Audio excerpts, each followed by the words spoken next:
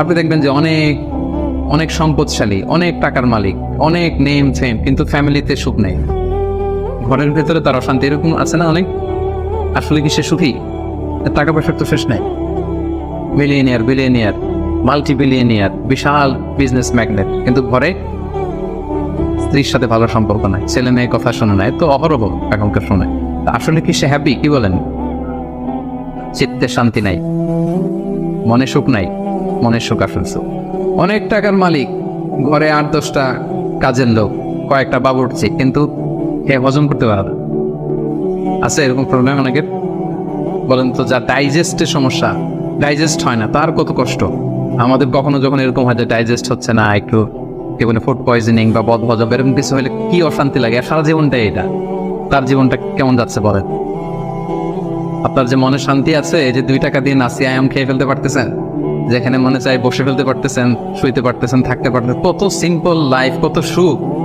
এরপরেও আমরা যদি সুখ খুঁজে না পাই, আপনি একটু ওদের দিকে তাকান, কিছুই হজম হয় না। তাদের কি অবস্থা? ঘরে শান্তি নাই, ফ্যামিলিতে শান্তি নাই। তো এই জন্য সম্মানিত ভাইয়েরা, পিস অফ মাইন্ড, এটা হচ্ছে the true happiness, the real happiness. আপনার মনটা যদি প্রশান্ত থাকে, আপনি যদি মনোদৈনিক প্রশান্তির মধ্যে থাকেন, you are the happiest person in the world. আপনি সুখী, মহাসুখী, আপনি মহাসুখী। ইউআই থেকে বের হলে বুঝবেন দুনিয়াটা কেমন। এখানে আমরাও তো ছাত্র জীবন কাটিয়েছি একটা সময়ে, সুবহানাল্লাহ। পারিবারিক জীবনে যাবেন, ক্যারিয়ার লাইফে যাবেন, বিজনেসে যাবেন, ব্যবসা যাবেন, দিনকে দিন জটিলতার মধ্যে আপনি আসবেন। এখন যে কত হ্যাপি লাইফ লিড করতেছেন, আপনি কল্পনা করতে পারবেন।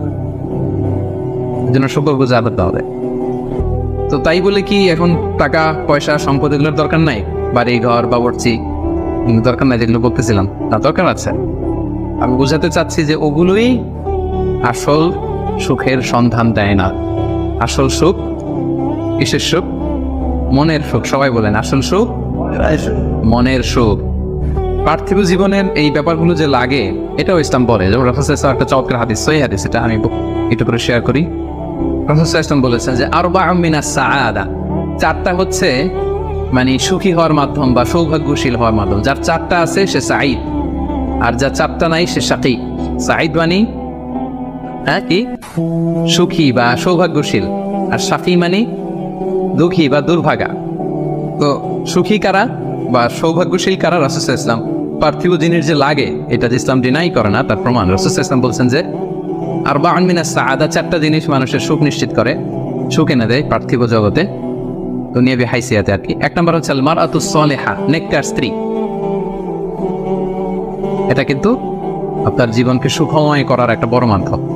2 নম্বর হচ্ছে আল মাসকানুল ওয়াসিআ, প্রশস্ত বাসভবন। কি বলেন? খুব যদি চিপা চাপা হয়, এটা তো ওখানে চলাফেরা করে মজা হবে না স্বাভাবিক। কিন্তু যদি একটা চমৎকার বাসভবন হয়, অনেক স্পেশাস, এটা আসলেই সুখ স্বাচ্ছন্দ্যের একটা ব্যাপার, মানে দুনিয়াবি দিক থেকে। 3 নম্বর হচ্ছে ওয়াল জারুস সালিহ, ভালো প্রতিবেশী, গুড নেইবার। কি বলেন? আরবিতে কি বলে? উতলুবুল জাব ক্বাবলাদ দার, বাড়ি কেনার আগে আগে প্রতিবেশী দেখে নাও, আরবি ভাষা একটা প্রবাদ।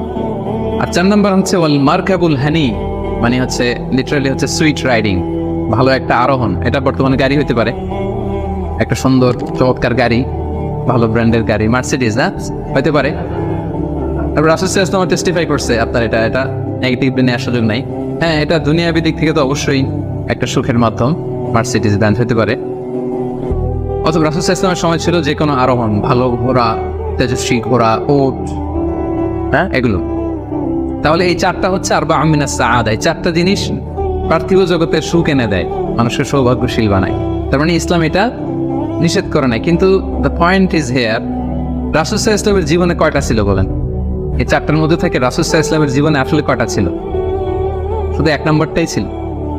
যদি আপনি মানে একেবারে সঠিকভাবে চিন্তা করে দেখেন, এই 4টা জিনিস থাকলে যে জীবনটা খুব স্মুথ হয়, রাসূল সাল্লাল্লাহু আলাইহি ওয়াসাল্লাম বলছেন কথা ঠিক, কিন্তু ওনার কয়টা ছিল? একটাই ভালো মতো ছিল, সেটা কি? নেককার স্ত্রী, মারআতুস সালিহা, এটা ছিল। 2 নম্বরে আসে আল মাসকানুল ওয়াসি, তো ওটাও ছিল না। রাসূল সাল্লাল্লাহু আলাইহি ওয়াসাল্লাম ঘরের সাইজ জানেন তো না? এখন মক্কা মদিনায় গেলে বিভিন্ন মাআরিদ হয়, ওখানে দেখা যায় যে কত মিটার বাই কত মিটার, খুবই ছোট একটা রুম। আমাদের আয়েশা রাদিয়াল্লাহু তাআলা আনহার ঘরের সাইজটা যদি দেখুন, খুবই ছোট।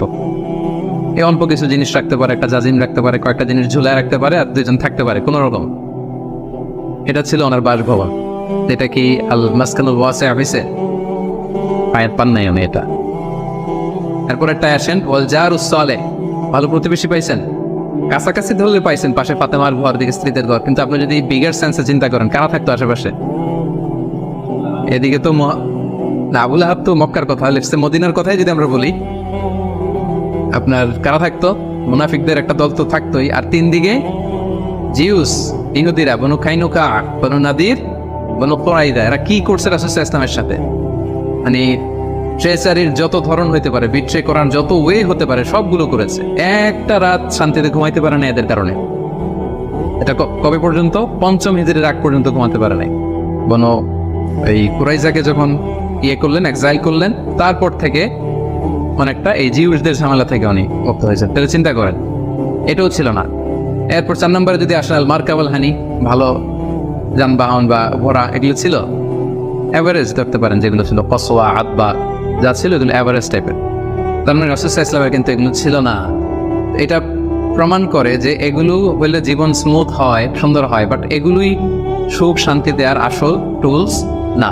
আসল সুখ বলেন না একটু সবাই, আসল সুখ মনের সুখ। এটা খেয়াল রাখতে হবে।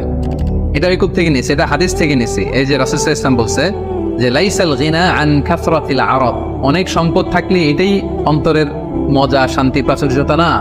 ওয়ালাকিন্নাল গিনা গিনান নাফস, মূল সুখ হচ্ছে অন্তরের সুখ, মূল ধনাঢ্যতা হচ্ছে অন্তরের ধনাঢ্যতা। আপনার অন্তর হ্যাপি তো সব হ্যাপি। আপনি না খেয়ে, সামান্য খেয়ে, আপনি ছোট্ট ঘরের ভিতরে আপনি সুখ আর সুখ, এরকম ফ্যামিলি আছে না? আপনারা কি মনে করেন যে রিক্সাওয়ালার যে বস্তির ভেতরে কুড়ে ঘরে কোনো সুখ নাই? কথা বলেন, আছে না? আছে। এদেরকেও আল্লাহ সুখের সন্ধান দিয়েছেন। নট নেসেসারি যে আপনার টাকা পয়সা এগুলো হইলেই সুখ হবে না। আরেকটা হাদিস আমি ইবনে মাজাহ থেকে একটু শোনাই, খুব চমৎকার হাদিস। হাদিসটা সুনান ইবনে মাজাহ এসেছে, মান কানাতিদ দুনিয়া হাম্মাহু ফারাফাল্লাহু আলাইহি আমরাহু ওয়া জাআলা ফাকরাহু বাইনা আইনাই। লম্বা হাদিস, আমি অর্থটা বলি। হাদিসটা একটু খেয়াল করেন আমার সাথে।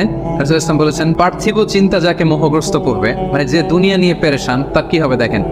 তার কাজকর্মে আল্লাহ তাআলা অস্থিরতা ঢেলে দিবেন, সে অস্থির হবে। দারিদ্রতা হবে তার নিত্য সঙ্গী, এবং এই পার্থিব স্বার্থ সে ততটুকুই পাবে যতটুকু তার তাকদিরে লেখা আছে, এর বেশি পাবে? অস্থির যদি হন, আপনি পেরেশান হন, যত পেরেশান হন, আপনার তাকদিরে যা লেখা তার চেয়ে 1 ইঞ্চিও বেশি পাওয়া যাবে নাকি? যাবে। আর যার উদ্দেশ্য হবে আখিরাত, আল্লাহ তার সবকিছু স্মুথ করে দেবেন। সুবহানাল্লাহ। তার অন্তরকে আল্লাহ তাআলা ঐশ্বর্যমণ্ডিত করে দেবেন। যেটা বলতেছিলাম যে ফাইনাল গিনা গিনান নাফস, অন্তরের সুখ, হৃদয়ের সুখী আসল সুখ, অন্তরের সুখী আসল সুখ। এবং দুনিয়া স্বয়ং তার সামনে এসে হাজির হবে। যার চিন্তা হচ্ছে আখিরাত নিয়ে, দুনিয়া আপনাতে এসে ধরা দিবে। এই জন্য হৃদয়ের সুখটা, এটা যে আসল সুখ, এটা যেন আমরা ফিল করি, এটা এনশিওর করার ট্রাই করতে হবে। আপনি এইটা না করে অন্যদিকে যদি বেশি ছুটেন, আপনার অস্থিরতা কমবে না, এটা আপনাকে দুঃখী বানাবে, অসুখী বানাবে, অস্থির বানাবে।